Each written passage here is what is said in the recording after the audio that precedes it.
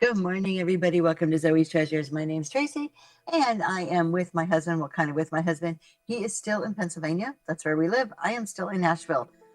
Good morning, Five Alarm. How are you? Good morning, Trish.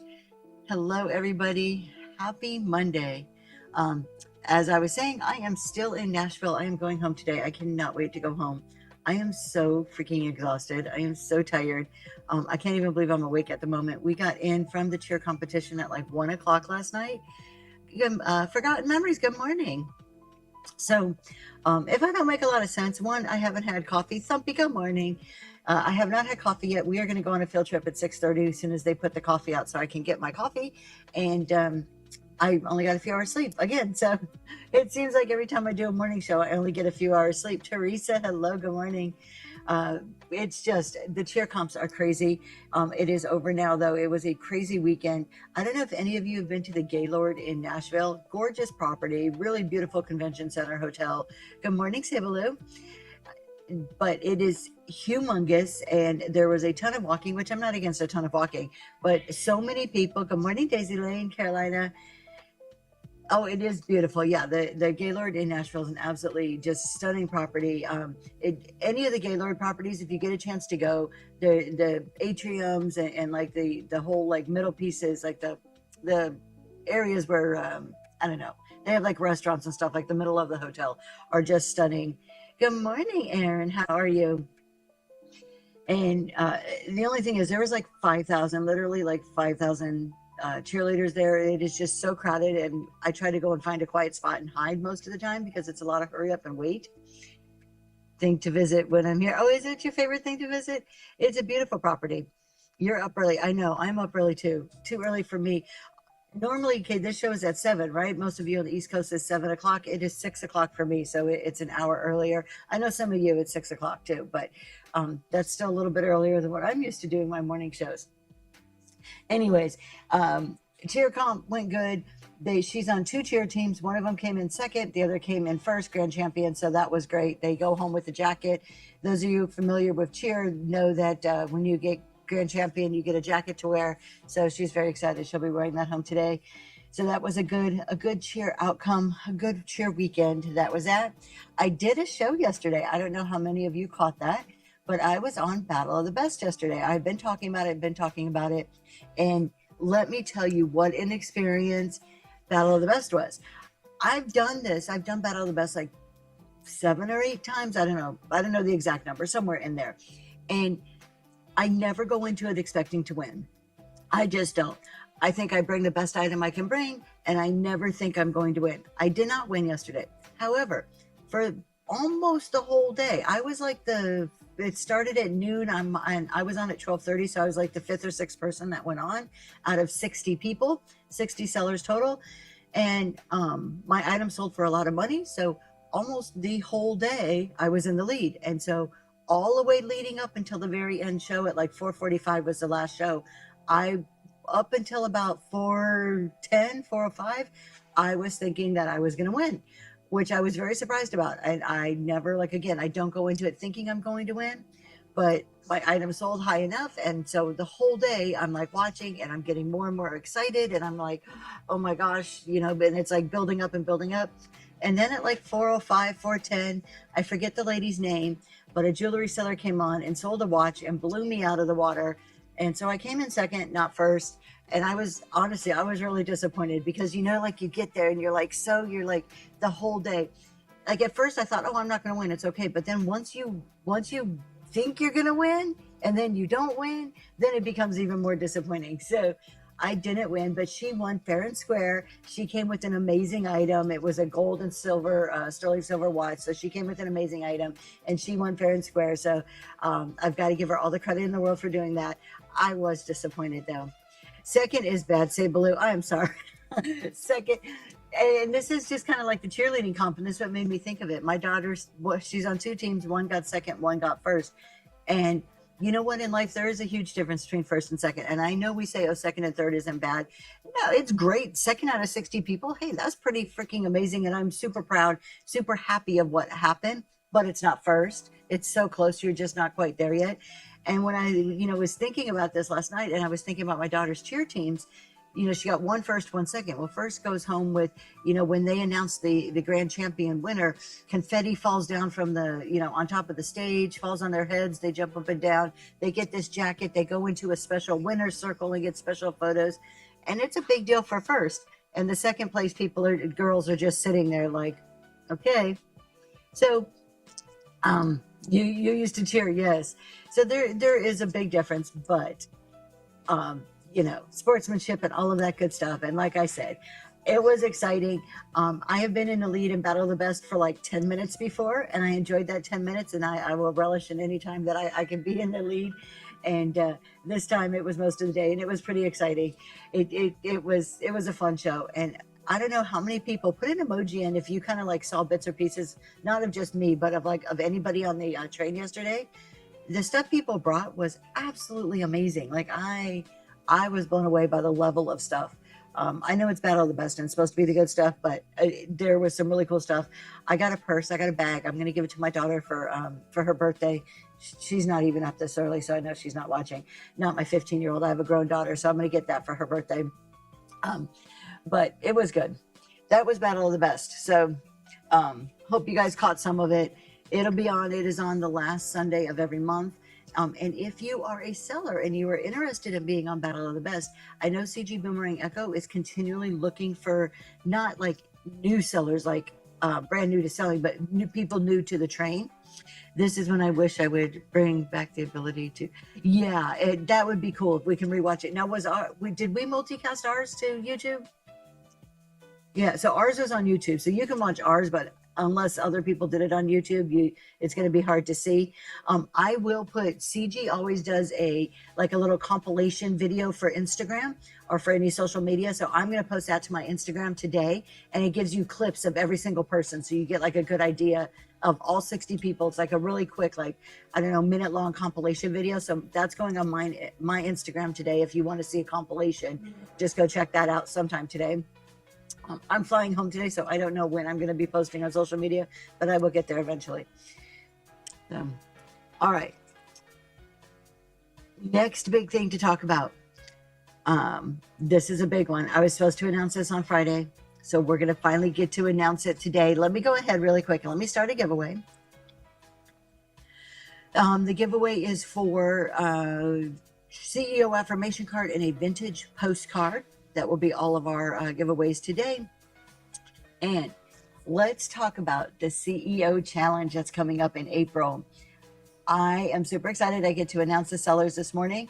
And let's see, can we go ahead and play the video real quick? If you are not, good morning, a Monster Mama. If you're not familiar with the CEO challenge, let us show you a quick preview video. And then I will make the big announcement of who our participants are. Let's see if it goes here. We're waiting.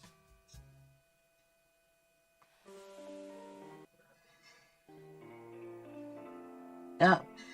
6 sellers growing, learning, building through weekly challenges, building the business, not just the show. Welcome to the CEO Challenge. All right. So that is the CEO Challenge, building the business, not just the show. This is one of the big things that I talk about all the time on my Friday mornings. One of the Friday morning shows, it's about building your business. The show's important. The show is like the highlight of what we do, but there's so much more underneath it on how we run our business, the things we say, how we do our financials, what do we pay attention to, what do we measure. So there's just a ton of things that go into building that business to make it successful. You can't just show up, hit go live, and think you're going to be a huge success without paying attention to all the multitude of other business things. So that's what this CEO challenge is about. It is a mix of a challenge, like those 30-day challenges we see all the time on Whatnot. It is a mix of that. It is a mix of a raid train and some type of reality TV here. So 6 people have been selected. I'm about to announce who those 6 people are by an application process. So these 6 people submitted an application. I went through all of the applications. We picked the 6. Is that info all on Friday morning shows? Yes. So when I talk about business and tax, it is my Friday morning shows. Typically, I do an hour of business, an hour of tax. I do have a 52-week schedule. I already can tell you what I am going to be talking about every Friday for the rest of the year. And they do build on each other. However, you can also watch them stand alone and not feel like you've missed something. They are all on YouTube. And again, it's an hour of business, an hour of tax every Friday morning. And open to questions too. So as we're going through, we talk about questions. And it's not one of those the Friday morning shows is not like a let's get rich quick. I promise I'm going to tell you how to be super successful. Y'all, excuse me if you hear or see noises. I'm in a hotel lobby. So it's not one of these, I'm going to tell you how to be successful. You're going to get rich quick. It's how to do whatnot show. It is based off of the talks we give are based off of business principles and how do we apply them to whatnot. And we try to make it very conversational, down to earth, where we use a lot of analogies and just kind of talk through various topics. Coming up, we're about to start our second quarter. This Friday is starting our second quarter. We're going to really focus on growth and goals for the second quarter. So all of our topics are kind of fit under that umbrella. But out of that, because of my Friday shows, CEO Challenge was born. The CEO Challenge takes these 6 participants, and starting next week, they are going to start working on a weekly challenge. So there is something that they are going to be challenged to do within their business every single week, something different each week. It could be paying attention to a metric that they want to improve in their business, working on their opening or closing speeches. So various attributes of building the business. They're going to work on it for a week. They're going to be practicing it in their normal shows. And then every Tuesday, it looks like the lobby in Desert and John Wick. It is only a Hilton. I wish it was more exciting. So then every Tuesday, starting April 7th, y'all mark April 7th down. It is the first CEO Challenge Showcase. So this is where the Raid Train reality TV comes in. So I'll be kicking off a showcase every Tuesday evening from now through the first week of May. There's 1 week we're doing something else, but kicking it off, and I'll be introducing the challenge, talking about what it is, what it means, how to apply it to a business, and then we will rate into the first seller. They will then either it'll be a chat show or a selling show demonstrating the skill that they're working on, one or the other. But you can follow along. You can follow along with their progress, see how they're growing, see if what they're doing is working for them, is not working for them, how, what are the difficulties that they're facing, or what are the successes that they're having. So I really hope you'll get behind these sellers and support them and show up on these Tuesday evenings and really just kind of make this a success show. Sam, you got that giveaway. Congratulations. Thank you so much for being here. And then we'll go all the way through. We'll come back throughout the month. I'm going to be taking clips of their shows, and we're going to do a big wrap up at the end. And the whole goal is for them to end the month of April in a place where they have a little more deeper understanding of their business and are doing something better than they were in the beginning of April. So it's a completely different concept than what you've ever seen. It's going to last for a whole month. And we're going to see how this goes. So without any more waiting around, I'm going to do the announcement, then we're going to go on a field trip to get coffee. So our very first participant is Lori Can Shop. So this is Miss Lori. She is mainly, and this is cross category, you guys. So it's open to a seller of any level. You could be brand new. You could be here for, 3 years. It doesn't matter. It's any level, any category. So Lori Can Shop, and she is in kitchen, dining, and household goods is the main stuff she sells. This is Miss Lori. She is our first participant. And I don't know, are you going to type them in for me? Thank you. That is Lori Can Shop. Our second participant in our CEO Challenge is Forgotten Memories. This is Zach and Kate. So we have a duo here, husband and wife team, and they mainly sell jewelry and crystals. And this is what's really cool about the CEO Challenge is the business principles we're learning. Okay, my husband's asking for the names again. Lori Can Shop, so you can tag her. You got that one? And Forgotten Memories. There's Forgotten Memories down there. And there's Lori right there. And what's so cool about this is that we are working on business principles that could be applied no matter what you sell. This isn't like how to be good in vintage decor. These are common principles that apply specifically to businesses, but you can take all of this and apply it to your whatnot business. So the next person is On Second Thought. My husband's trying to type as I speak here. He's trying to listen to me. On Second Thought, this is Miss Anna. And Anna typically sells vintage decor, So that is participant number 3. Participant number 4 is Mel and Stella Cards. Mel and Stella Cards. Mel and Stella Cards is Melissa. And as the name implies, it is cards. So other type of entertainment cards. So if you're looking at categories, it's called other entertainment. And then cards is a category that typically Melissa will be in. So far we have like 4 different categories represented here out of 6 people. Then we have number 5 is Miss Jen Hen, which is Jennifer or Jen. And Miss Jen Hen typically does handmade, which is a completely different beast. Let me tell you, handmade is completely different. And a lot of the business principles we talk about apply to handmade, but apply in a very, very specific way because handmade is so unique. So this is going to be a fun one. But in addition, she also does some vintage books and sewing. So kind of spread out in a lot of categories. And then finally, our very last participant, number 6, is Hibiscus House. This is Miss Lee. And Miss Lee is normally in vintage decor. So those are our 6 people. Lori Can Shop, Forgotten Memories, On Second Thought, Mel and Stella Cards, Miss Jen Hen, and Hibiscus House. You guys, this is going to be really great. We're going to watch these sellers grow their businesses over the month. Now, is it going to be extreme? Are they going to be like, oh, I'm a brand new business at the end of April? No, it's not going to be like that. But what it is going to be 4 different targeted areas that they're going to work on in their business. And then at the end of the month, they're going to be like, look, Tracy's full of BS, or wow, you know what? This one concept really helped my business.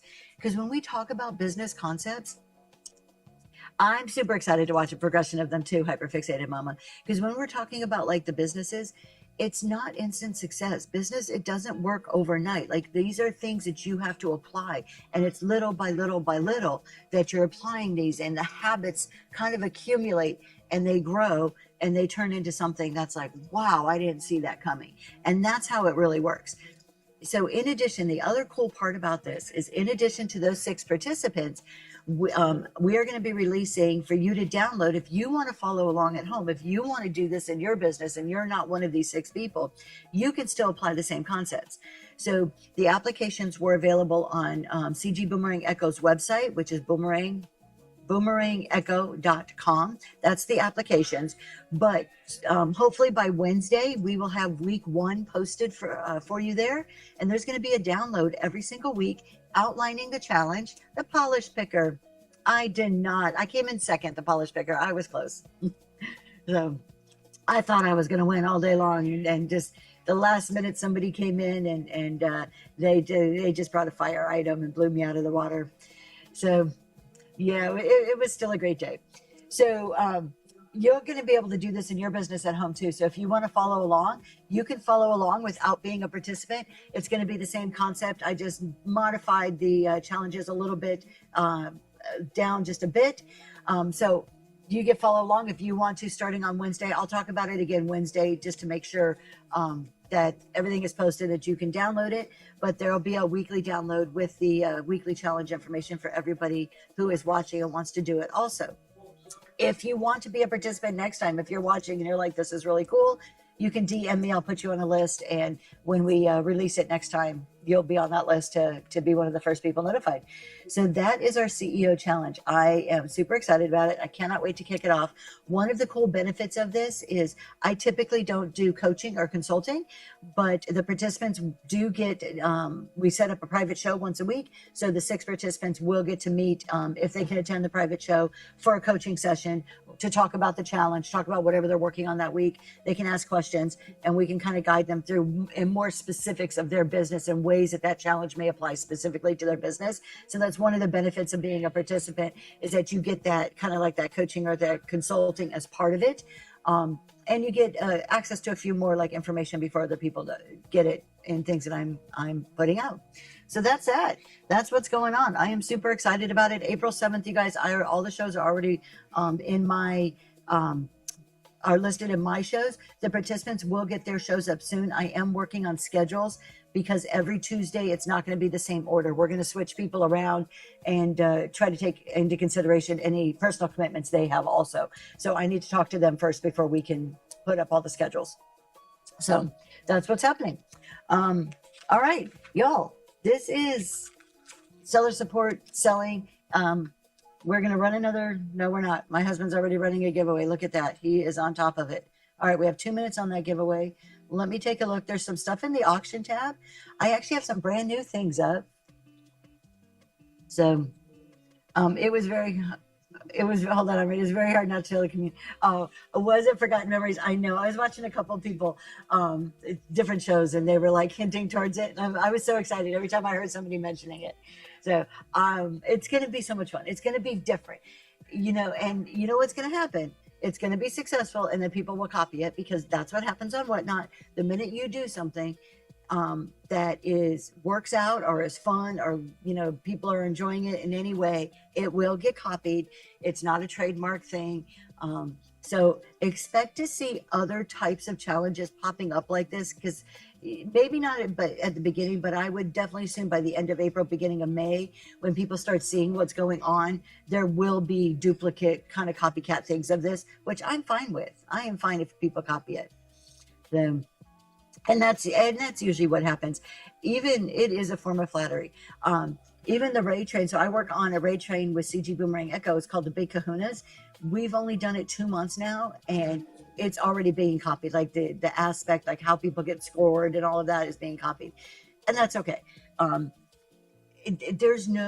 We talked a lot. There was a few weeks ago, we talked about imitation or innovation on our podcast, and while I still think there's a lot of new ideas to be found on Whatnot, a lot of them are necessarily not new. They're taking somebody else's idea, or taking an old idea and giving it a new twist. And I'm fine with that. I think that's great if people do that. All right. If you guys have questions, please ask away, because my brain is dead. I do have one thing I jotted down that we can talk about. Can you explain tax exemption sent for having a wholesale license, impact on taxes? Sure, Monster Mama. So your tax, so there's two things we're talking about. When we talk about tax exemptions, who's going to get that giveaway really quick? Saggio, hopefully I'm saying your name right. I may not be. I apologize. Congratulations, and thank you for being here. I appreciate that. So when we're talking a tax exemption, there's two different things we're talking about. The tax exemption is for sales tax, and then we have federal tax, which is your income tax.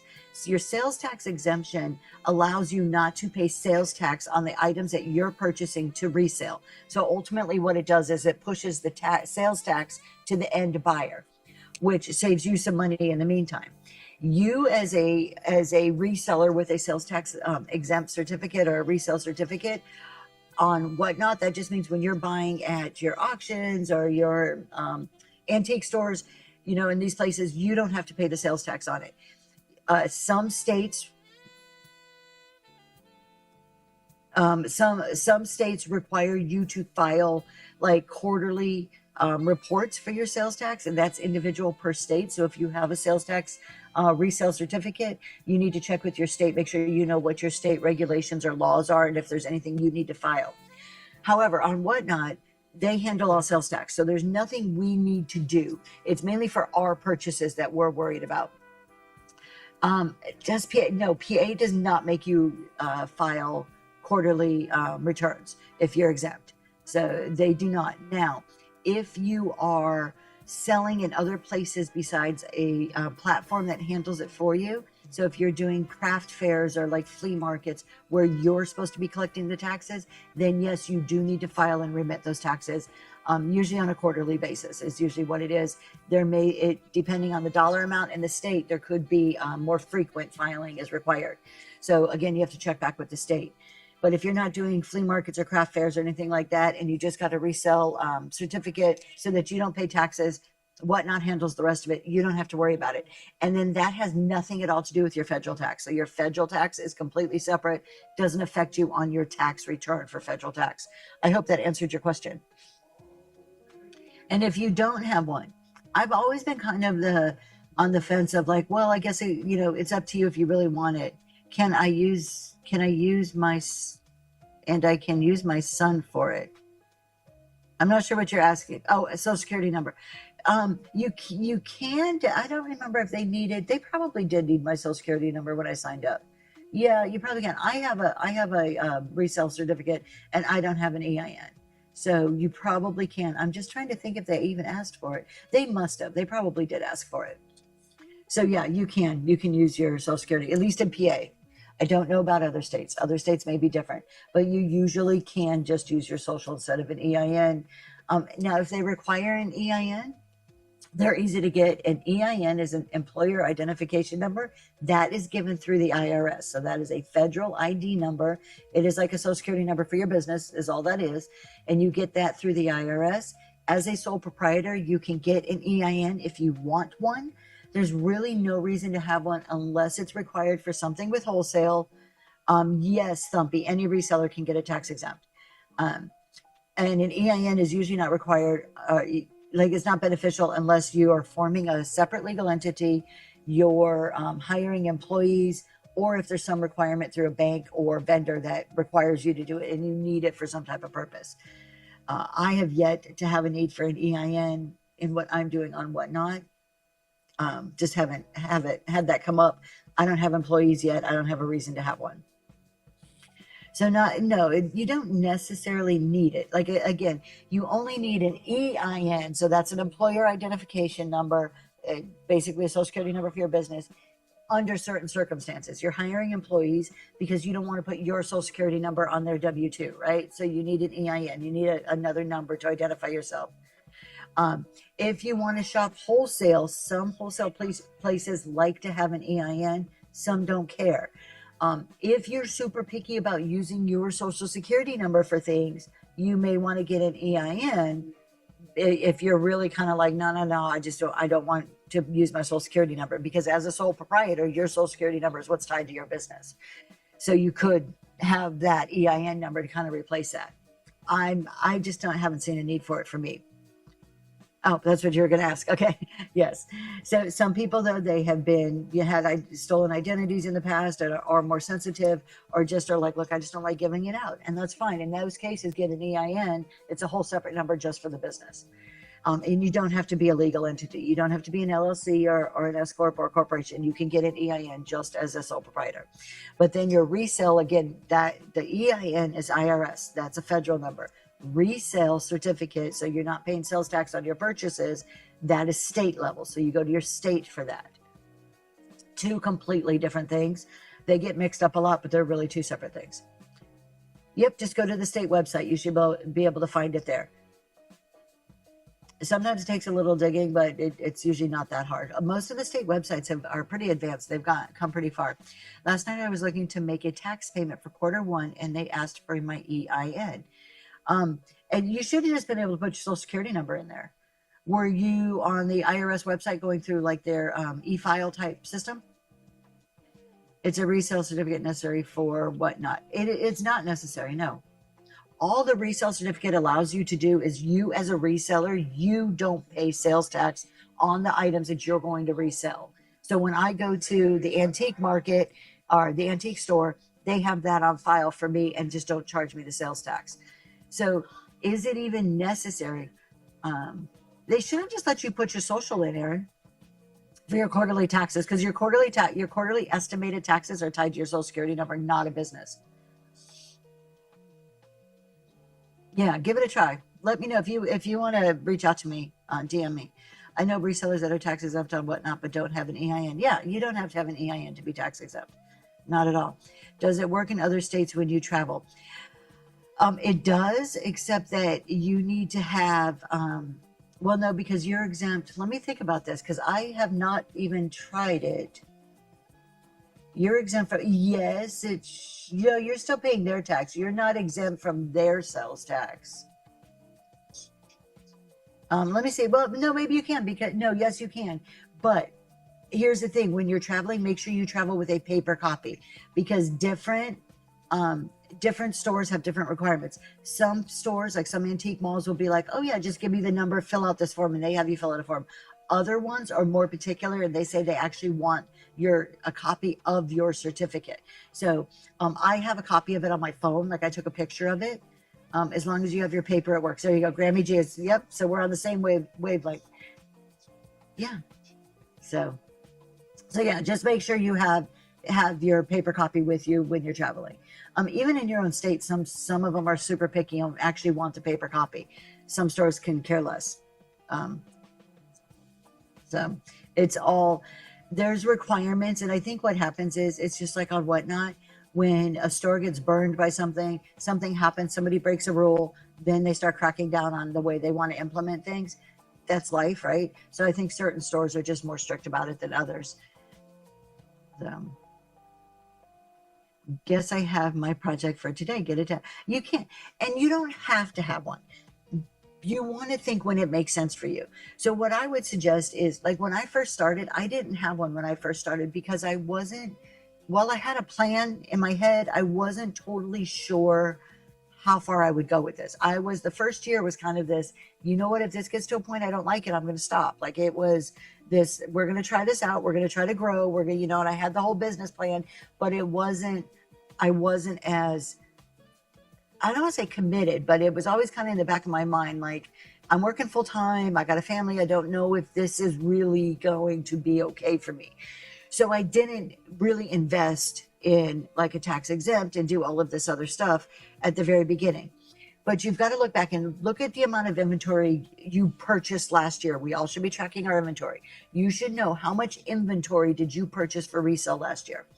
If you purchased $100 worth of inventory and your sales tax in your state is 6%, you would have saved $6.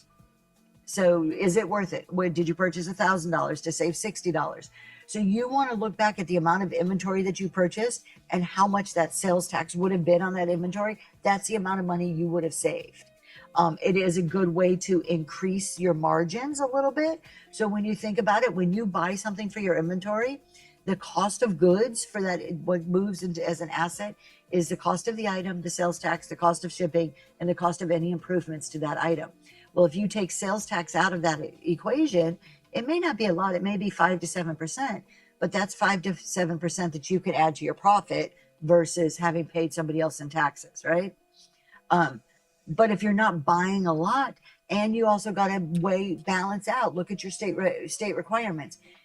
If you're not buying a lot and you have to file something quarterly for the state, doesn't make it worth that extra time. But if you are buying a lot, maybe it does. So you don't have to have it. It's a personal decision. You think through your activity and your business and whether it makes sense to you. You cannot use it on personal needs. Exactly. It has to be only on items for the business. So the things that you're going to sell, it's a resale certificate. So the things that you're going to resell, you're not paying the sales tax on it because somebody else ultimately will pay the sales tax on it. So it's just postponing the payment of sales tax to the end buyer of the product versus you. So instead of, me buying a vase, I'm paying sales tax, then the next person pays sales tax. It just takes me out of the equation for the tax.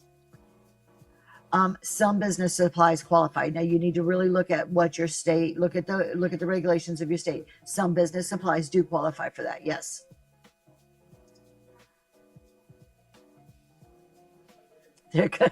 Yes, he is not getting any new toys. All right, you guys, let's go on a field trip. They finally have coffee, and it looks like we may have to end early. It looks like they're setting up a conference over here, and the lobby's getting busy, but we'll see. Keep asking questions. We're going to go get coffee. All right, here, let's see. I'm going to try not to make you guys dizzy. Walk and get coffee. I can't see the chat, though, so if you ask questions, I can't answer you guys. Not until I get back anyways, because that's sitting over there on my computer. But they don't put the free coffee out until 6:30. 6:30 in the morning. I've been up since 5.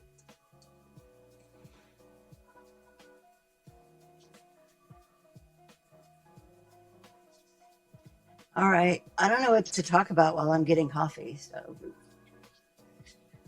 y'all share your shows. This is a great time. Share your shows with each other.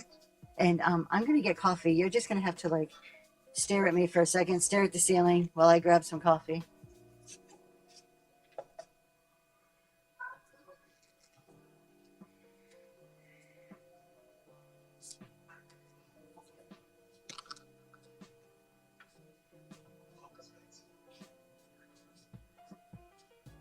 All right, here's a question for you guys. Sugar or honey? I do honey in my coffee.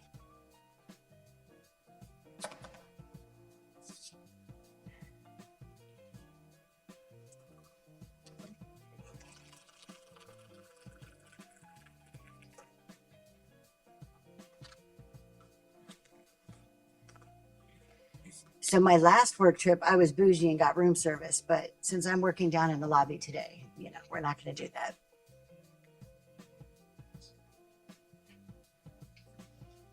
I do want to say, for those of you that work full time, that travel, you can still do whatnot. It is still possible. Does it take a little extra coordination?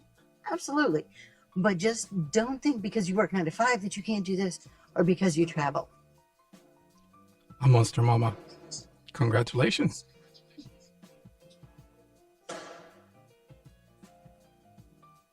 Oil lamps. Thrifty dirty dish. There we go. Good morning.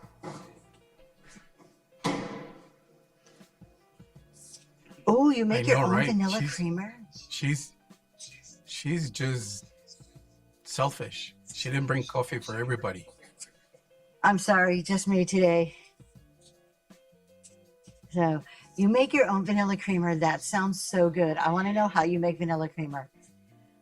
We usually do milk, but I heat it up in the microwave. I always have to have like warm milk, except today that wasn't warm, but Absolutely, Flavored Monster strokes. Mama. Absolutely. I try to catch as many shows as I can. It's kind of hard sometimes. The Sassy Goat flavored syrup. Haven't embraced it. I accidentally we were at a restaurant one day and I thought the syrup was honey. I don't know what I was thinking, but I put maple syrup in and then just poured my milk in there and put the coffee and just mixed it up. Totally absent-minded, and just started drinking it. And then it dawned on me that I put maple syrup in the coffee. Surprisingly, it was very good. Not good enough for me to continue using maple syrup in my coffee, but it wasn't that bad.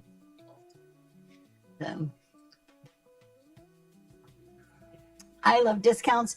You're here. Good morning. I didn't know you were here. I do not have any vintage cards or Pokemon cards. If anybody else in the chat sells Pokemon cards, please reach out and let that talk to each other. I don't do Pokemon cards. There's a few things I won't sell. If there's certain things, y'all, if there's something that you guys are like, I will not sell, put that in the chat. I'm just curious. Do you guys have any like no-go items? I do not do cards or coins. I know zero about either one of those things, so I don't do them at all. So, heavy cream maple syrup, Watkins. Oh, okay. So you put maple syrup in it. There you go. We're just okay. Let's see. What else do we have going on here? My husband's telling me I'm missing something. I don't know, honey. If I miss something, you're going to have to speak up because I have no clue. Printer trays and minis. So Monster Mama, you're like, no printer trays. Aaron's like, no coins. Yeah, I sold the printer tray twice on Whatnot, and we'll never do it again, only because the shipping is too much. I would sell it if I could ship it cheaper. Glass. Forgot memories, no glass. Come on. It's fun having to pack for 3 hours after a show. Everybody loves that. Yeah, confession of a shopaholic. I hear you. There is some point after I do my biggest shows on Saturdays, and there is some point on every Saturday or every Sunday that I'm like, what am I doing? Why did I sell this? There's just certain items that they look so great to sell, and I have a whole set of boundaries in my head on what I do and don't source for. But every now and then, there's certain items I'm like, why did I sell that? Why? Just why? Probably because it was cool and I got excited about it.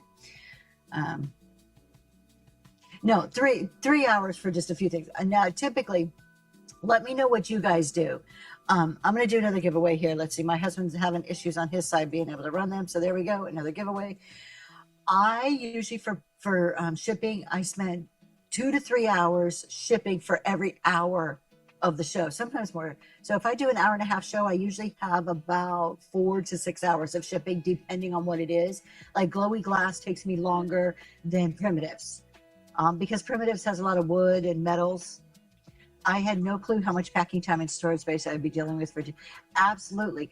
And that's one of those truths that nobody tells people before they sign up for Whatnot. Nobody shows like the hard side of it, right?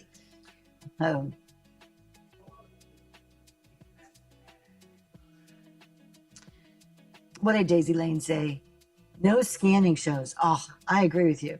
You guys, it is such a waste of time to do a scanning show. I talk a lot about breaking down the barriers to buying. In a scanning show, all you're doing is building a barrier the whole time you're scanning. You are turning people off by the scan. You are asking them to tell you what they want. They don't know what you have, and just by scanning isn't good enough. And a lot of times they're too shy. Maybe they don't have the volume up. Maybe they're listening at work. Maybe they're not watching the screen and they're just listening, so they can't see what you have. You're just creating barrier after barrier for yourself by doing scanning shows. You're not helping to improve your sales by doing that type of show. Sorry if that hurts or if that's a hard truth to somebody, but it is what it is. Do you go by numbers for shipping or named boxes throughout the Oh, I do. So I have gone back. Hold on. My husband's yelling at me. I'm sorry, my love. Please let me know what you're talking about. He's like, you got to comment. You got to comment. I'm like, which comment? Because my eyes are drawn to the yellow ones. So I try to read the white ones too, but I don't always get all of the white ones. Let me answer this question, then I'll scroll back up and see what I may have missed. Do you go by numbers for shipping or name boxes? I have been pre-listing more, but when I don't pre-list, I do numbers. I pre-buy numbers from Amazon, 1 through 100, and I just stick them on.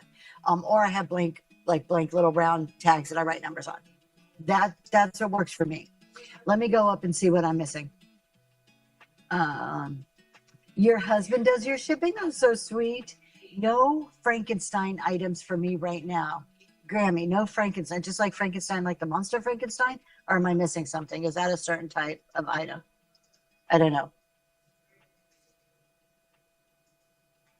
Let's see what else.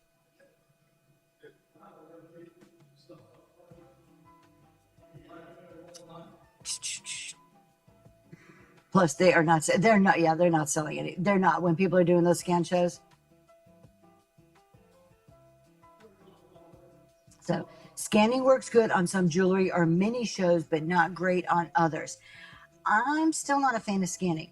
I'm not against if you take a break, if you're selling and you're taking a quick break and you turn the camera around, or you do a quick show of the room, kind of like, hey, everybody, this is coming up. Well, let's get to it. And then you start selling. I also don't mind, and this is my personal opinion, if you're doing some type of scan show, as long as it's a continual sale, like you pick it up, hey, check this out. This is a really cool figurine. Let's run it. And that runs, and then you put it down, or, if it either sells or it doesn't, then you go to the next item and you do it. So long as there's continuous selling, but making people ask for things is dropping your sales. Wow, we broke 400 subscribers on the podcast. That's amazing. I love discounts. I didn't even know that. One of my favorite trading. Hold on, my husband is yelling at me. Yes, he is. I could see him. So the way we do our remote shows is we connect, and I have him on my camera up here, so I can see him sitting there. Just like when I'm in person, I can see him, sitting behind his computer in front of me. So it's kind of like where I'm at home, except now he's yelling at me. But what's really cool about it here is that I can't hear him. I have to keep the volume down so low. I can't hear what he's saying. So I just see him over there mouthing stuff, and I'm like, oh, he's yelling at me. Let's keep going with the show. I know, right? Yeah, you can. She just likes to ignore me. I do. I've seen it used to line up what the buyer wants to buy because there's many items, so they sell. I've seen that too when they're going and they're picking out items. Not my favorite type of show. If it can work for somebody, more power to you. Yeah. Let's see who's gonna get that giveaway. Azora Shop. Don't know if I'm pronouncing that correctly. Thank you for being here. Congratulations on the giveaway. Were you successful in hiding from? Kind of. I love discounts. Kind of. So. What I do, here's the secret, you guys. If you're a cheer mom, dance mom, sports mom, and you're like me and you're just like, man, there's too many people. There's just too many people in my bubble. Like, you just know. Go to like the far off corners of the hotel or the conference center. So in the Gaylord where I was at, all the activities happening like in the big common areas. If you walk the hallways where the rooms are, there's usually little spots in hotels that have chairs and stuff, just like little alcoves, little out of the way spots that have a chair, usually a plug. And that's what I go and find me a little spot like that. And I sit and do my thing. Because at like most sporting events, we get there, we got to the sporting event, got to the cheer comp yesterday at about 4:30, and we were there till a little after midnight. So, and the whole time she was performing for 5 minutes of that whole time. 5 minutes out of from 4:30 to midnight. So all the rest of the time you sit around and wait. You don't do anything. So I like to find an out of the way corner. I bring my computers. I did lose my iPad yesterday and had a whole freak out moment because I thought somebody stole my iPad. Or maybe I left it. I don't know. But I went to my bag. It wasn't in my bag. I was flipping out. And thankfully, thank God for good, honest people, somebody had picked it up and turned it into lost and found. And so I was able to get my iPad back. That was a whole, you want to talk about a heart attack moment. I called my husband in a huge panic. We're trying to do the, like on the Apple products, we're like the Find My whatever. But for some reason, it wasn't showing up. So I had a whole panic moment yesterday. It sounds like you at a casino finding a quiet corner. I can't do all the people. I just not that way. Papa says, wife says, did you hear a single word I said? Response, what a strange oh my God. We're a typical married couple. I love my husband to death. But when I want to talk, I'm like, honey, let's talk about whatever it is. Like, let's talk about the show. Let's talk about this. And he's like doing his thing or on his computer. I'm like, look at me. Look right here. Okay, let's talk. So unless he's looking at me, I know the words are not getting into his ears. Right? Right, my love? He's ignoring me. Now he's ignoring me. The look on his face. Am I the only one whose stuff is in piles or boxes waiting to sell? Not pretty enough for scan, laugh out loud. My back room, I keep, darling, I keep all of my stuff in the back, like a back storage area on shelves, and it is not pretty. It is not set up beautiful for people to look at. It is for my purpose only, works for me, would not look good at all on a screen. The back room, the garage, the living room, the dining room. Should we keep No, it's going? not in all those places. My garage is taken over with boxes. And then since we do everything in the basement, when I bring stuff into the house, it goes into the living room and then I have to carry it downstairs to the basement. That doesn't always happen immediately. Because you can see what's up next.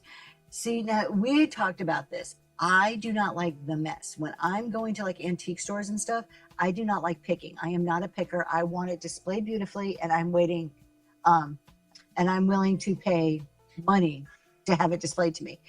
I do have a shipping station. I think a shipping station is one of those must-haves to be efficient as a whatnot seller. So this is one of those business processes that anybody could institute. Even if you're in like a small 2-bedroom apartment, you can institute a shipping station. It doesn't have to be a huge production thing.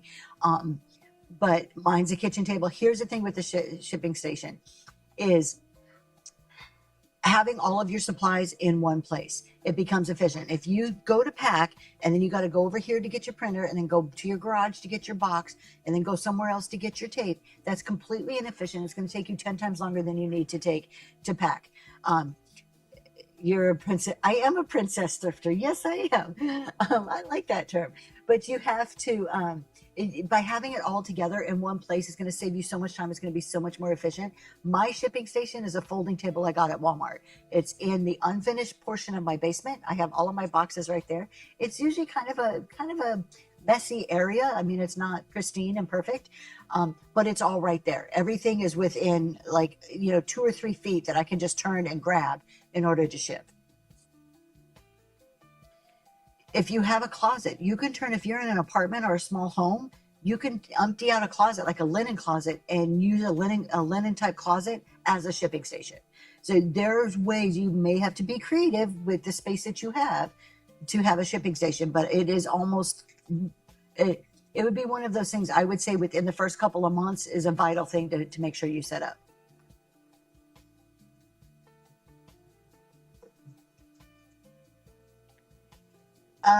Papa's Pick says a tax break in the sense of any items you purchase for your shipping station is tax deductible.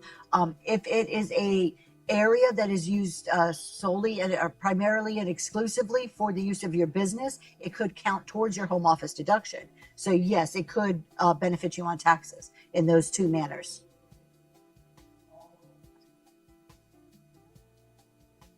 So yeah, I mean, you just have to get creative. How hard is it for you? The people who ship on their kitchen table or something similar to that, I would imagine that you also use that table for other things, right?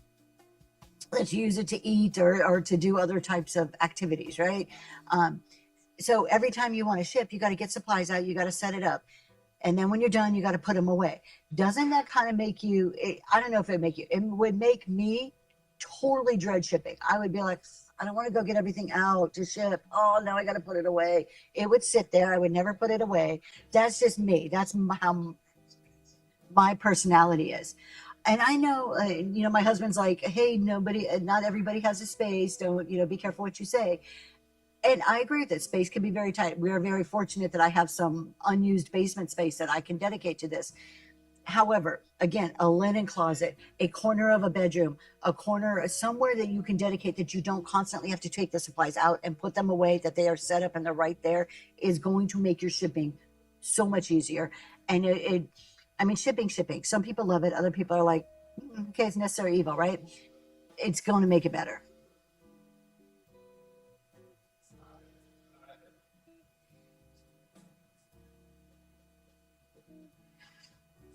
I have a system. You have a system. It doesn't bother me. I actually like it because of how clean it gets the shipping and satisfying. That's cool. Yeah. I mean, what works for you? You got to find what works for you. I'm going to be a huge proponent on having a shipping station. We do in the living room sometimes. I dread moving multiple. That's just me. And so when I first started, I didn't have a shipping station. I've actually moved my shipping station to get to where it is now. Like I didn't just start and have it. It's been a progression over time. You kind of grow into things sometimes to get to where I was, but I don't like having to go and look for things. We do have some pre-bids. Let's go ahead and do these pre-bids and then we'll get back to talking.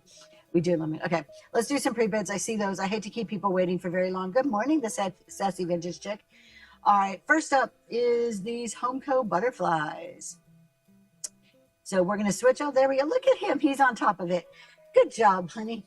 We have 3 Homco butterflies. They are beautiful. They hang on the wall. They are 5.5 inches wide to 7.5 inches wide. So 2 of them are 7.5 inches wide. The third one is 5 inches. They all have their little hangy things. Everything's going to start at $1. Shipping is $4.50, and it is going to run right now. 10 seconds, 2-second restart. Going now, up and going.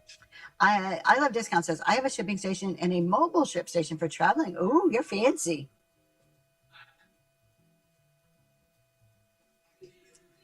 Oh, Monster Mama, thank you so much. That is going to you. I appreciate you. Thank you. Let's see what we have next. Give my husband a chance to catch up with me. We're going to do these little kitty cat ceramic salt and pepper shakers. Now, these are cute. These are like kitschy cute here. Yes, I Love Discounts. Tell us more while we're selling this about the mobile ship station. And darling, we'll announce the CEO challenge again. We'll talk a little bit more about that in just a second. All right, we have these cat salt and pepper shakers. Both of them still have the little stoppers. Totally usable. No chips or cracks that I'm aware of. And we're going to go ahead and run them. They're going now. Maybe my husband will model them. He can turn them around, show off how beautiful they are. Look at that.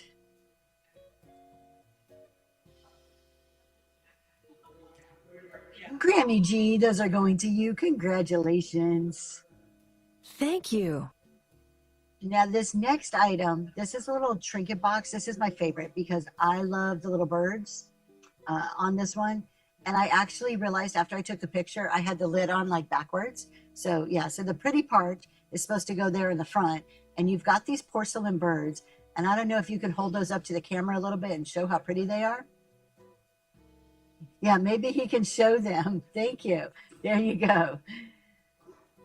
and they're little birds there. They are in good shape. Let's see. Nope. I don't think there's any chips or cracks. Honey, are that little pink flower? There's no crack or missing pieces, right? Nope.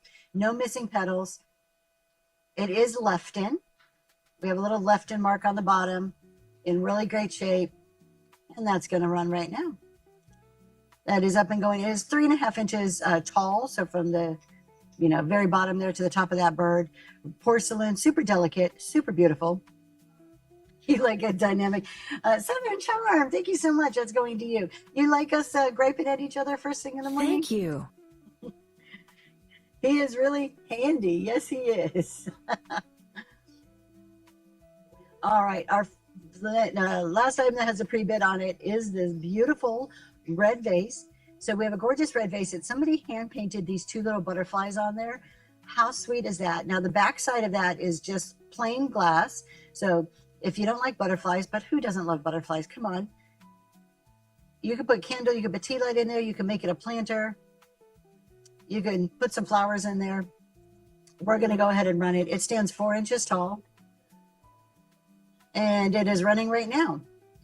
Tabitha, I see your question. Let's see. Pre-bids. If someone pre-bids but leaves a show or pre-bids prior to show, does their pre-bid still work? Yes, it does. That is the beauty of pre-bids, Tabitha.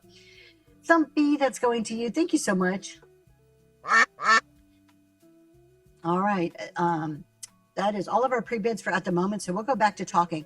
Tabitha, pre-bids, that is the beauty of a pre-bid. So if you're in somebody's show and they're like, hey, I have a show coming up, and they have pre-listed items and they're talking about their show. For instance, I have a show on Saturday. I've already started to pre-list items on Saturday. It is my Warm Embrace show. You guys can go check out these items because they're in the bin. So if you're like, oh, but man, I can't be there at 8 o'clock Saturday morning. I've got to go to whatever it is. But you really want something. You can go into the show, open up the item, put in your max bid. So you can pre-bid at just $1 or whatever the starting bid is, but you can also pre-bid with your max, the top dollar you're willing to pay. So then that way, if you can't be in the show and other people are bidding, it will slowly increment up to your max bid, and it'll never take you over your max bid. Does that mean you're guaranteed to get it? No, but there's a good chance you can get it because you're putting in a max bid. But if you don't run the pre-bid in that show, it will move to the next show. Correct. Yes, Grammy G, very good point. The seller has to run the item or else the pre-bids just go away. They get lost if you don't run the item. And if you have, on the flip side, if you're a seller and you have pre-bids and you reschedule your show, I think the new rule is 48 hours or more. If you push it out past 48 hours, you lose your pre-bids if you have any items on there. And here's part of the big difference between doing pre-listed items and random polls. Obviously, random polls, you can't pre-bid. Buyers can't pre-bid if you're doing random polls. Where if you're pre-listing, does it take more time? It does, but it also creates that opportunity for somebody to purchase who is not even in your show. I know the whole goal is to have people in your show, but the other part of that goal is to sell stuff, right? So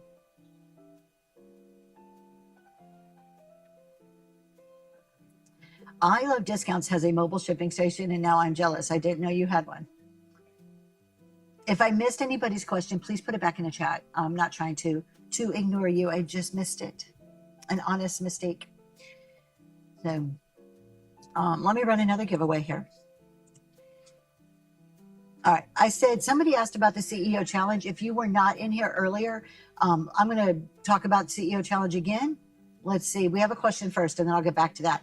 Max shipping or no? I like it as a buyer and seller mostly, except when I had to pay $6 for something. $6. Hey, you got off good. Let me tell you.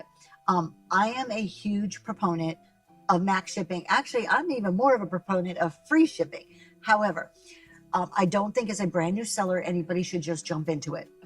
You need to know what your numbers are first. So you need to do buyer pays all for a little while, learn what your numbers are. And once you have a base amount and you know what your shipping is and you can estimate what you're going to pay, then you can start doing reduced shipping or even free shipping. There are some disadvantages to free. I'll talk about that in a second.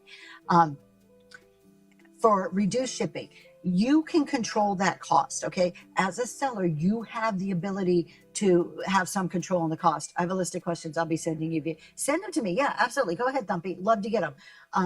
Let me see if I'm missing anything else while I keep talking about shipping. People on my show, number one goal is sales. Yep. Okay. So for reduced shipping, don't sell big items. On this show here in particular, I do shipping at $4.50. Well, I do $4.50 on my other shows too, but $4.50. These shows, I keep them very small. I don't pay a lot extra in shipping here. The other side of that is if you're paying in shipping, it's because people are buying more items. Think about you as a buyer. You always have to put yourself in your buyer's shoes.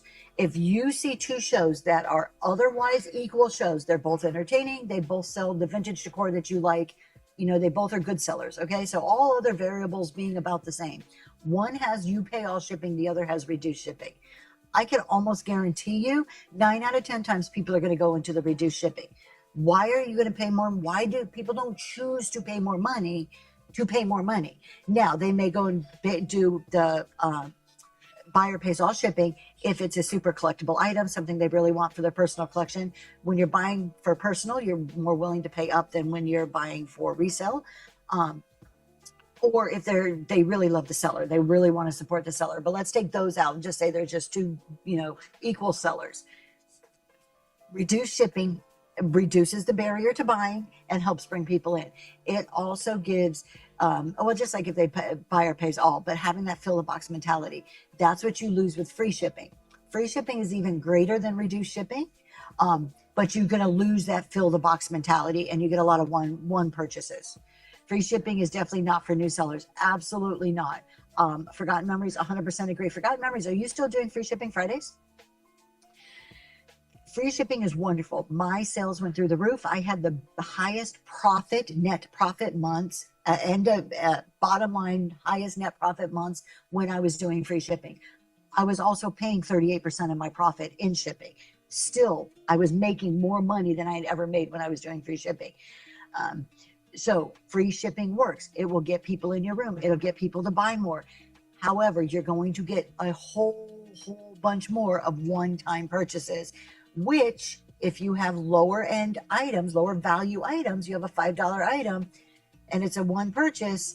There you go. Forgotten Memory is saying right there, 51 orders last Friday, 20 were single item, 20 were one item purchases.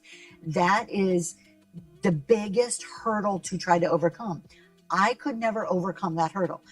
It got a little bit better, but I tried a multitude of different techniques to get people to buy more items. I never saw it changing with free shipping for me. And again, you really have to think through what you're selling. If I'm selling a bunch of $5 items, you know, the value is about $5 to $10, and I'm offering free shipping, I'm probably hurting myself. You have to have a mix where you're going to look at it in averages. So I can sell some $5 stuff, but I need to sell some stuff that I'm pretty confident is going to get bid up to $20, $30, or $40 in order to offset some of that lower. And you're looking at the whole picture, not just each individual item.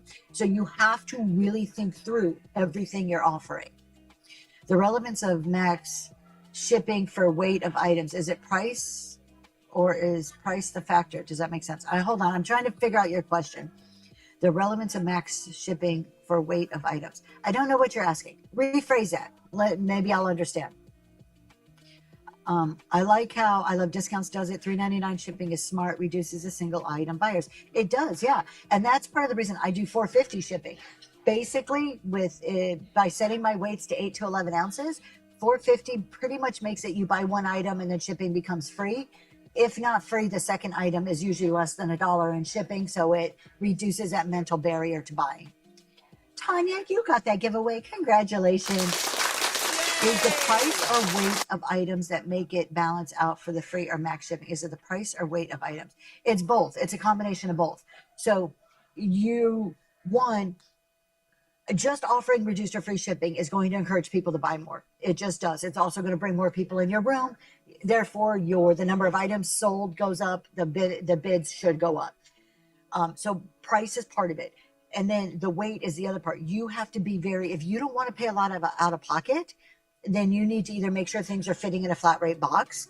And then knowing, okay, if I'm going to offer $7 shipping and everything can fit in flat rate boxes, that's going to cost me $2.21 per box. So you need to think through the total weights. When I was doing free shipping, I would only do 2 or 3 large items and the rest were a lot smaller. because you've got to remember somebody may buy 10 items in a show, and that may be 3 or 4 boxes depending on what you sell. I sell vintage decor. 10 items could easily be 3 boxes of things. And if I do $4.50 shipping and they get 3 boxes of stuff, I'm paying for the rest of that. Or 33 items. Yes, Liz. That's the other side of it, that it does bring people in. We finally broke our viewer count record after 8 months. Yeah, Forgotten Memories. You guys go check out Forgotten Memories shows on Fridays. They do free shipping there. It's a very good example. I did free shipping for almost 6 months straight on vintage decor. People say that you can't do free shipping when you're niche, when you're small, or you can't do dollar starts when you're niche or you're small. That both of those statements are untrue. I have proven that is not true because I have done it. You can do it. Does it cost you money? Yes. There's their good sides. Does it increase your buyers? Does it increase people in your room? Does it increase the bid amount? Yes. So you have to be willing to take the good with the bad. You can't just increase your buyers, increase your bids and say, oh, but I don't want to pay anything in shipping. There's always a trade-off. Do you let Whatnot decide on ground or priority shipping labels, or do you pick ahead of time if you want it to be ground or priority? It depends. I usually set all of mine. It depends what I'm doing. When I was doing free shipping, everything was set at 1 ounce and I did flat rate. Then afterwards, when I'm shipping, I appropriately change my box sizes. And if it can't fit in flat rate, which a lot of my vintage does not fit in flat rate, I would then select ground or priority. So I would pick it after the fact, and I would change the weight. Okay.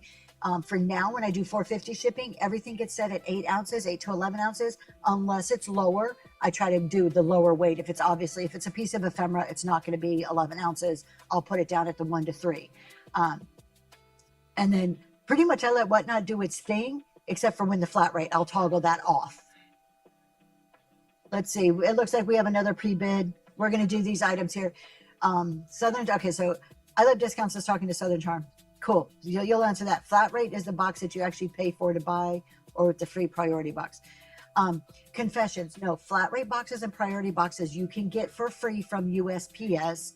However, you can only use flat rate labels on flat rate boxes and priority labels on priority boxes or brown boxes. Okay, we're going to do this little dog thing. We'll get back to talking some more. Somebody asked about the CEO challenge. I do want to mention that again and congratulate everybody on that one more time. Let's do this little dog though. Let's switch our cameras. Look at him. Is he not adorable? Little ceramic dog figure. Does that say made in Japan on his butt? It does. 3 inches tall, made in Japan.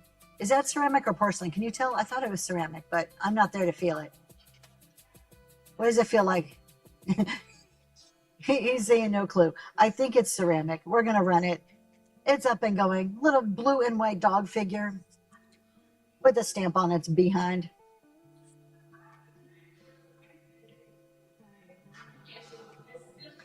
Grammy G, thank you so much. I appreciate that. Next up is a Lenox gold stamp vase. Will you show that vase on the bottom there? So it is Lenox. You have that beautiful classic Lenox look, gold stamp Lenox. You have the leaves going all around the vase. It is a bud vase size. And that's going to run right now. 4.5 inches tall. Classic, beautiful, elegant design. Grammy G, thank you so much for your bids.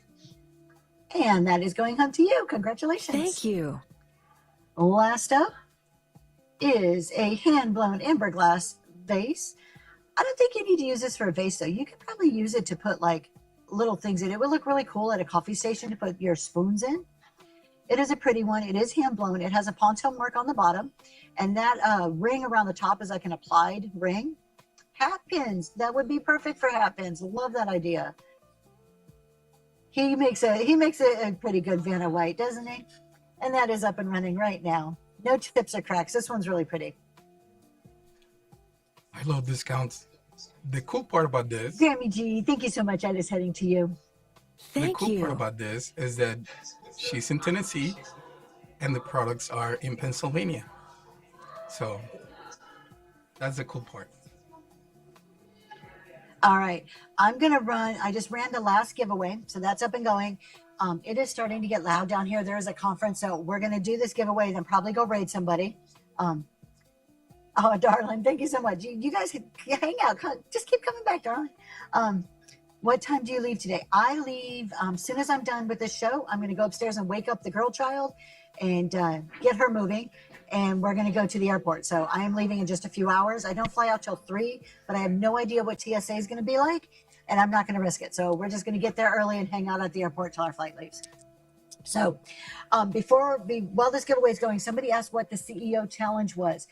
So those of you who don't know, the CEO challenge. Make that out the airport. I'm sure they're Hold going on, to my have a husband's trying to tell long me something line. and I can't hear him.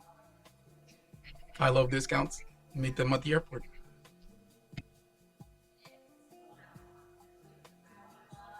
All right, let's see here. My screen's going like this. Thank you so much, Lori. I appreciate that.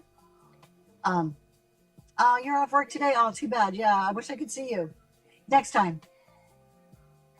All right, here. What is my husband? He's trying to tell me something. Oh, we have another pre-bid. We'll do the pre-bid. Let me talk about the CEO challenge real quick, and then we'll do that pre-bid for the bluebird, very pretty bluebird. CEO challenge, you guys. So I announced it. The very current BNA is 2 hours. Oh, goodness. Oh, okay. Thank you, Emma Cat. I'm going to get there early. CEO challenge. I'll get this out eventually. I want to congratulate. We have 6 participants coming up with the CEO challenge. CEO challenge is a combination raid train challenge reality type event that I created for the month of April. Hopefully we'll run it at least once a quarter. This is episode 1 of the CEO challenge. We have 6 people who have been selected to be part of this, and they will the whole challenge is to work on your business. It's building the business, not just the show, is our tagline. So at the beginning of April, they're going to get a challenge every single week, a different challenge each week. They won't know it ahead of time. They'll know it each week. We'll reveal what it is. And they have to work on that challenge for the business. It could be looking at a metric, improving a metric. It could be working on your intro, your outro. It could be a method of selling. They're all based in foundational business principles to help grow the business in one way or another, or improve the business or make the business more efficient. So the participants will be challenged through this. And then every Tuesday evening, starting April 7th, please bookmark it. Come see this. Come support these 6 participants. We will be doing a raid train on Tuesday evenings, which is our showcase. It's a CEO challenge showcase. So it's not your typical raid train. Some of them will be chat formats where the participants will have 10 to 15 minutes to talk through how are they doing with their challenge? What did they pick? What metric are they looking at? How is it going? What's working? What's not working? Other of the Tuesday nights will be selling, where they're going to be demonstrating some of the things that they're learning. Let's see. Very much. Oh, thank you so much, Confessions. So, they're going to be, some of the shows they're going to be talking through, or not talking through, they're going to be actually demonstrating what they're learning through their sales techniques. So it's going to be a lot of fun. You're going to get to see their growth. You get to participate. You get to be part of this, watching their growth, encouraging them along the way throughout the whole month. If you want to do this at home, if you're like, hey, this sounds really cool, I'm not ready to be a participant yet, I don't want to apply, but I really want to try some of this at home, come Wednesday, come back to my show Wednesday morning. I will announce where you can go and you can get a download. Every week I'll be having a at-home challenge so that you can download from a website and see what the challenge is for yourself and apply it to your own business. So not only can you do it at home, you're going to get to watch and cheer along your 6 favorite people here. And our 6 participants this time are Lori Can Shop, and this is cross-category. Sellers of any size. You could be a brand new seller, you could be an experienced seller. It is open to everyone, but it is by application only. And our 6 people this time is Lori Can Shop. That's Miss Lori. Forgotten Memories, husband and wife team, Zach and Kate. On Second Thought, which is Anna. Mel and Stella Cards, which is Melissa.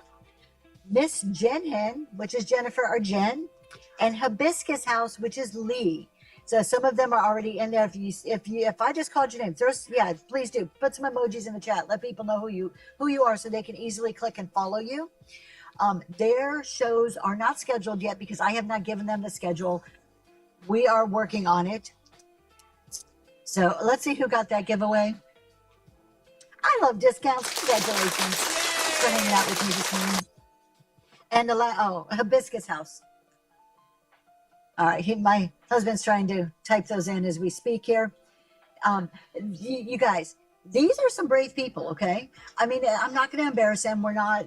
Nobody has to give confidential information. If we're doing metrics and they're going to track their net profit, they don't need to give numbers. There is ways to talk through this type of information without disclosing too much personal. So we'll talk in percentages. We'll say, oh, I increased by X percent. So there's ways to do this without giving too much confidential information out there, because that's not what this is about. It's about the growth. It's about improving something in your business. And thank you, Mill and Seller Cards. I'm excited about this too. I think it's going to be really cool. And I was saying at the beginning, are we going to end the month of April and they're going to be like the next huge seller on whatnot? Probably not. But will they have gained some type of insight into their own business? This makes you a little more retrospective, makes you really start focusing in on parts of your business. So many of us come to Whatnot and we think it's all about pressing go live and selling something. There is so much more that goes into it. Even right here, our language is a huge thing on what that affects how we sell and what our bid prices are. And I guarantee that a lot of people haven't thought about that. A lot of people get on here and say, oh, I've got to just have this great personality and I've got to be bubbly and I have to do this. But it's not just that. It's how you speak, the words you use. And I want to talk about that in just a second. We're going to run this pre-bid and then we are going to take a few minutes because I just want to kind of broach the subject a bit to get people thinking about it. Let's do this pre-bid really quick. This is Andrea by Sadek. I never know if I say that name right. Blue Jay, it's a little porcelain figure. This guy's in great shape. No chips or cracks. He is really pretty. There's the Blue Jay, Andre by Sadek. And let's turn him around and give him a full show there. We're going to let him model. I love these little bluebirds. Look at all that detail on there. It is porcelain. If you're a bird lover like I am, or you collect little figurines, this guy is stunning. And he is going right now for $1. 4 inches tall from that base to the top of his head. Up and going. Oh, Monster Mama, thank you so much. That is heading to you. Thank you. Okay, let's, I want to just mention something. So I wrote this down. This was kind of in the background. We didn't really talk about this today, and I'm probably not going to spend a whole lot of time because it is getting loud behind me. But your words matter. I've talked about this before as far as your words when you write a review, but I'm not focused on reviews. The words we use in a show, there's a psychological impact to buyers in the words that we use. And I'm just going to give you a couple of examples. I did add, it is called The Language of Selling. It is a new PDF I did just add. You can buy just that or the library and get access to all the PDFs.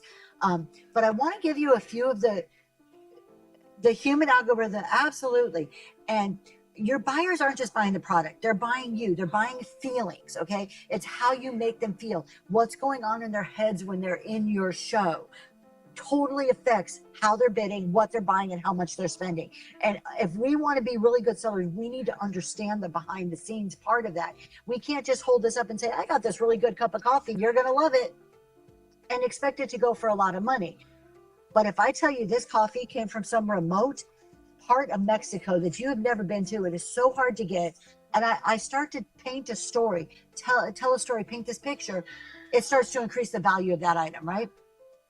And it's not just painting a picture, but it's the words you use. So it's how you anchor pricing. You can influence the pricing unintentionally. If you say, let me see if I can find, I had my examples up here. Just a second. Let me open up my thing. You can influence pricing by, it's called the anchor of the pricing. If you say, these typically sell between $10 and $20. Guess where your bids are going to end up? Closer to the $20 mark, right? Don't say, I paid $5. Because if you say, I paid $5, that it anchors in the person's mind, that item's only worth $5. Why am I going to bid over that, right? If you say, this might not go for much, you've already predisposed your buyers to think this is not a valuable item. Instead, you say, let's see where the market takes this. putting a little bit of thought into the words that you use could drastically change the outcome of your bidding prices. And it's not just pricing. How about this confidence language? You talk about having confidence on screen. Instead of saying, I think, does I think, when I say, I think this is a cardboard, I'm not too sure, I think, or this is a really good biodegradable cup. If I come across confident, if I say this presents as, is better than I think. So you using specific language actually changes the way the buyer perceives what you're selling. It's a huge advantage that a lot of people aren't thinking about, and it could completely change some of the ways that you're selling and some of the prices that you get. Let me go back. My husband's saying I'm missing comments because I flipped my thing. Where do we buy the downloads and package? Or it's in the bin right now. You can buy just the one. You can buy any one PDF for $5.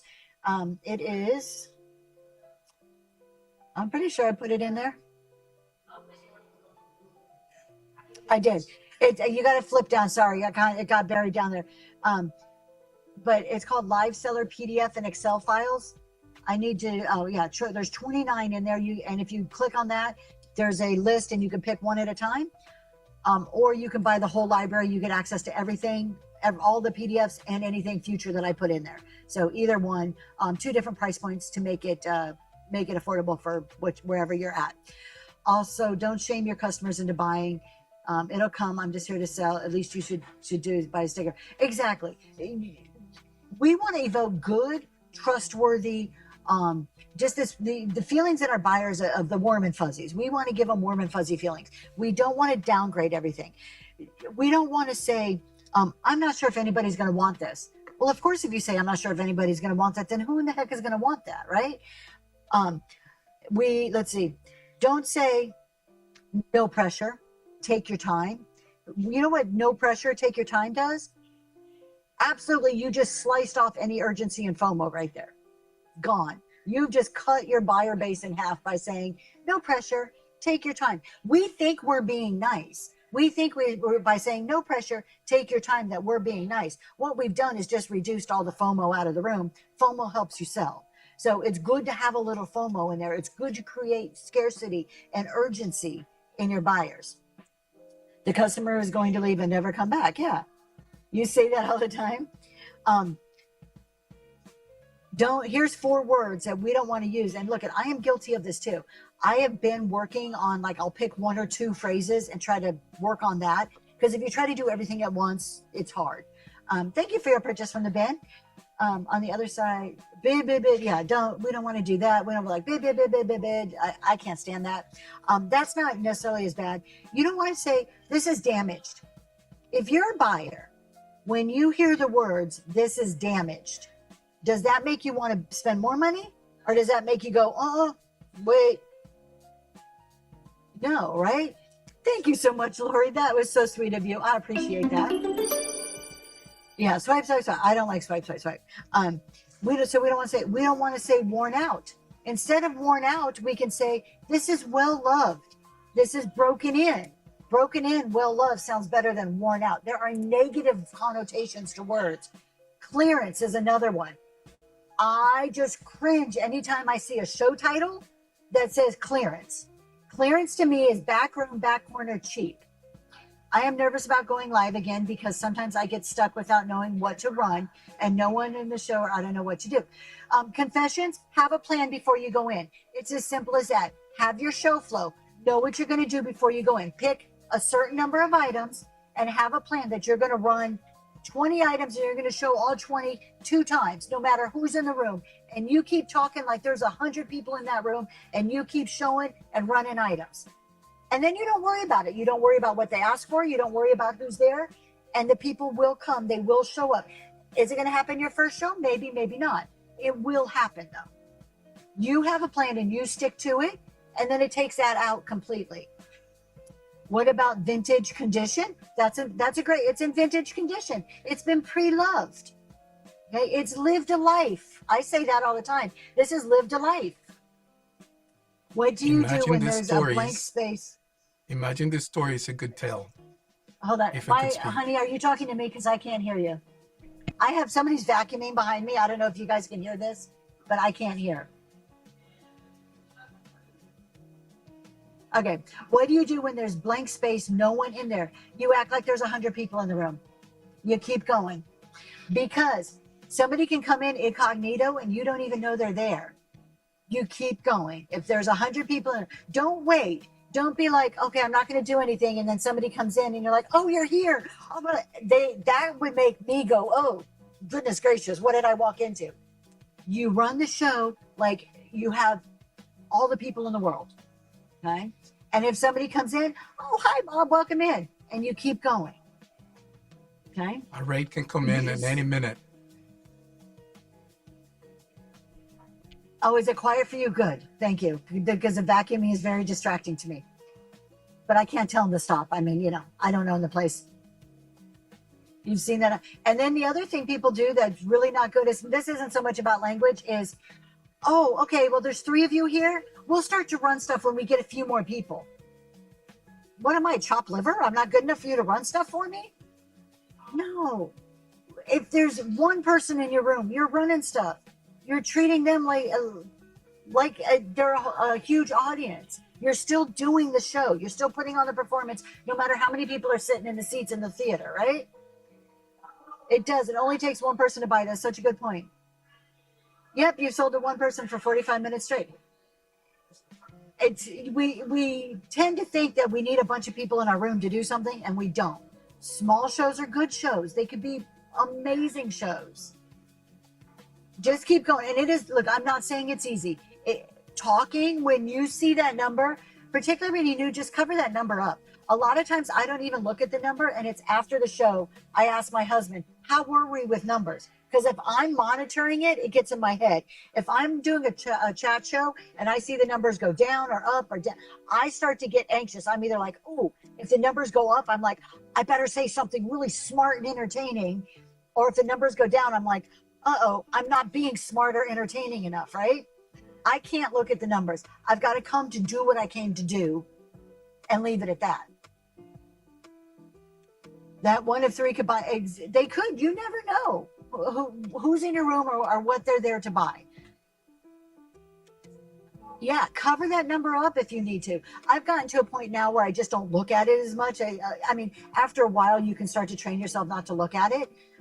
When I do, it gets in my head. I'm telling you, a little over 2 years on this app, and it still gets in my head. So I try not to look at it. That's what I don't want to see the numbers. Yep. Thank you. Thank you, Forgotten Memories. Sometimes I don't feel that way, but thank you. I appreciate it. So some of the other, is just in the language, that is in the bin, but I also wrote down some of the psychology behind it, because I love when I get facts from people, but I also want to know why. I'm like a 2-year-old where I'll say, well, why? Well, why? Why is it like that? So some of the facts behind it is anchoring bias. That's about the pricing. The first signal you give becomes the baseline for your buyers. So this really isn't worth much, or my God, you guys, do you know how rare and unique this is? Conveys a completely different anchor for pricing. I've only had 2 shows so far, but both times I've had no idea. Good. Don't look. Yeah. Don't look at all, Teresa. You'll do better if you don't look. Trust me. Loss aversion is another psychological factor behind the words you use, and that's people hate losing money more than they enjoy winning. Okay, people hate losing money more than they enjoy the art of winning. Then let that sink in for a minute. So where does this come in? This comes in the language you're using, the flaw, the damage. They hate to lose money, like you're describing something and there's damage to it. They're going to back off instantly because of those words that you're using. Have to be confident in your pricing. Authority, here's the one that new sellers, y'all new sellers need to hear this one. Authority bias. Do you know what authority bias is? That means everybody in your room thinks you're the smartest person there, whether you are or not. When you are in a room, we automatically assign authority to the person running the show. So we place extra importance on what they are saying. If you come as a seller to your show feeling as if you are the authority, having that confidence, that transfers to your buyers. Okay? That doesn't mean go in and lie, make up a bunch of BS. It doesn't mean any of that. But it means that when I'm telling you about where the coffee in this cup came from, you're like, wow, she knows that this coffee came from Mexico. And instantly it's increasing the value in your head. That's an authority bias. If anyone is interested, I say that too. I'm like, oh, if you're interested, it's here or there. And that's one of the ones I'm trying to work on because that has been a standard for me.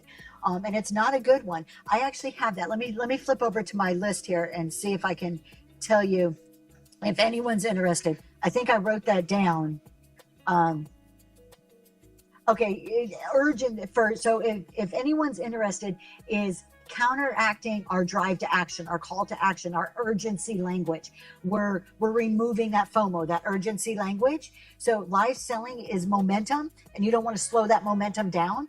So instead of if you that kind of like instead of saying if you want this, if it we want to say something like if this fits in your collection, like this is worth collecting, this is worth putting up on your shelf and admiring, not if you want it. There's a difference between if it fits your collection or if you want it. Because you know what? I may not want it, but it fits my collection. And now I want it because it fits my collection. So there's a lot to it. And the list I have in there is not all exclusive, but it's a good starting point to start thinking through the language we're using. And again, you're not going to change everything overnight. You're not going, good morning, abandoned treasures. You're not going to change your language, in total, but pick one or two things. Identify what do you say a lot and work on one or two pieces at a time. I can guarantee you it will help in your overall prices. I hate when someone asks, do you want me to run without disclosing the price first on every item? Again, and the bird theory, that's such a good point. This goes back to buyer safety and trust. Buyers want to feel safe. They want to feel secure. They want to take the mystery out of things. If you have mystery for your buyers and what they're paying, they're going to be hesitant. We want to remove hesitation. So when you're pricing, and in one item's $3, particularly if you're doing random pulls, this isn't as weighty if you're doing pre-listed because they can see it and get comfortable with it.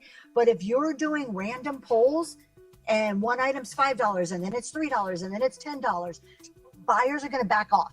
Why? Because you can pull something up on the screen and the first thing buyers are like, oh, I like that. But then their second thought is, oh, how much is she about to say? They're already pulling back. You don't want them to pull back. You want them to keep leaning in until they hit that swipe button, right? So particularly when you're doing random polls, a consistent price point. I'm running everything at $5. I'm running everything at $10. I'm running everything at $1. Whatever that price point is that works for you in random polls, a consistent price, because then what happens? The buyer's like, oh, she's doing all $5 starts. Oh, I like that. It's only $5. Or, you know what? She's doing all $5 starts. I've got $50 I can spend today. I can get 10 items. Let me see what she has. It changes that perception. As a buyer, I'm why I don't have time for this. Correct. Yeah. Melon seller cards. I totally agree with that. That feeling of obligation you have to ask for is horrible. Don't make your people ask. Don't put barriers up to your people. Like anybody in your room, our job, this is like my biggest gripe here. I always talk about breaking down the barriers to buying. My job is to make it as easy as possible for you to buy. In order to make it easy, you need to feel safe in my room. You need to know what to expect. Uncertainty causes confusion. It causes hesitation. People coming into my room should know this is the way Tracy runs auctions on Mondays and Wednesdays. If I pre-bid on it, she will run it. They know $4.50 shipping. This is why you should stay. You'll hear some good sellers. Listen to some sellers. The beginning, when they first start running auctions, they will tell you, I'm running this at 10 seconds with a 3-second restart or whatever it may be. Hey, y'all, sudden death is on. You got it. No extending the time this time. Why are they telling you this? To make you comfortable in knowing what's going on. The more comfortable you are, the more you're going to buy. They do. Some sellers make it so difficult to purchase, and I watch some of them, and I just want to I want to knock on the screen and say, hey, there's an easier way to do this, right? Now, is any of these individually going to shoot you to the success of whatnot? No. These are all little things added together that create a larger picture, okay? So I don't want to lead people astray that say, oh, as long as I change the way I talk, I'm going to be the, next big seller on whatnot. That may not happen. Will it help you? Absolutely. All right, you guys. I went on a whole rant there. I had a few more examples, but let's see. Scarcity and urgency. You want to always try to do that. Framing effect. This is a big one. This is another like psychological thing behind it, is the framing effect. The way something is described per changes the perceived value. We kind of all know this, but we still do it. We still, I'll say, oh, this is just a simple little vase. I've just devalued that by saying it's a simple little vase versus, and you don't have to over exaggerate. You don't have to go overboard, but being selective in the language. Here's a good person to watch. Daisy Lane. I don't know if any of you guys know, she sells vintage. She is a natural storyteller. You could just tell, go on a show, you can just hear the stories. Timeless classic. There you go, Southern Charm. Perfect wording. Timeless classic is better than, this is a plain white vase. It's a timeless classic vase that goes in any decor. Okay. Real quick, Daisy Lane tells a lot of stories, and she uses words very wisely. Now, is she perfect? Absolutely not. None of us are perfect, but she's a good one to watch in her wording. Do you ever ask yourself who you want to be on whatnot? Do you want to be the next big seller?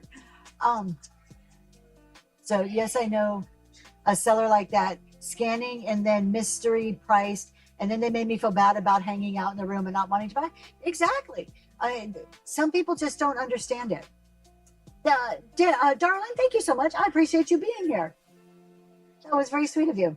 I do it anytime I run pearls, or Alex and Ani. They never sell, and I hate running them, but I have tons and have to try it. Yeah. You're very welcome, Daisy Lane. So how we present, how we talk, I'll just leave it at that. Words matter. And when you're selling, words matter even more.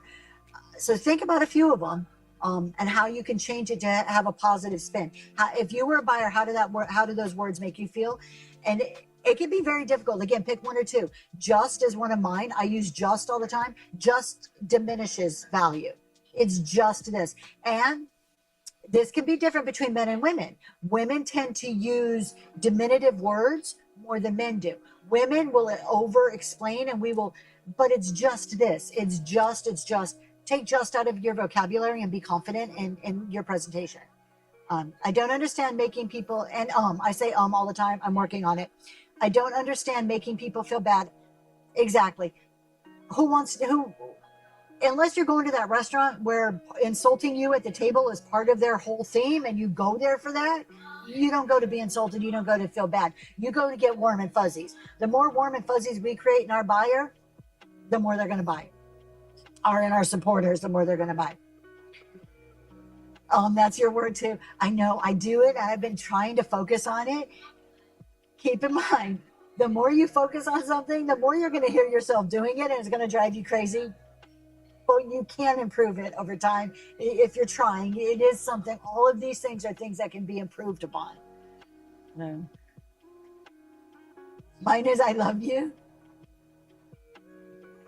All right, y'all, I've been on for a while. I do have to go get packed so I can get and go wait in the TSA line. I'm so excited. Go into the airport, get to fly home. I am looking forward to my nap on the plane. I am looking forward to that.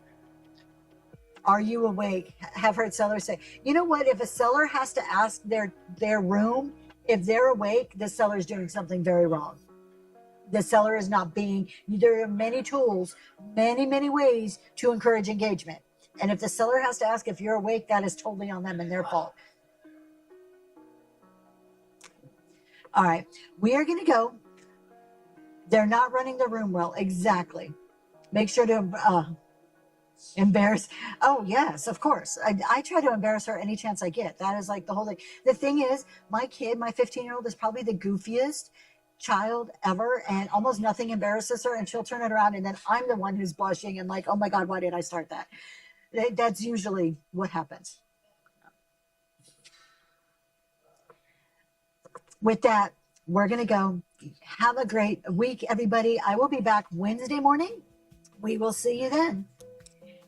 Jules, or anything you say they're not bidding? I agree, Jules. Have a great week, everybody. We'll talk to y'all Thanks later. for joining I don't us. know who's on. Have a wonderful rest of your day. Let's go see who is on right now. Let's do. Wow, we're going to go find somebody new here. We're going to take a chance. This could be somebody wonderful. It could be somebody not wonderful. I do not know. Oh, let's try this person. We're going to go see. I don't know who this is. I Rock Creations in home decor. Everybody go say hello. Ducks in the chat.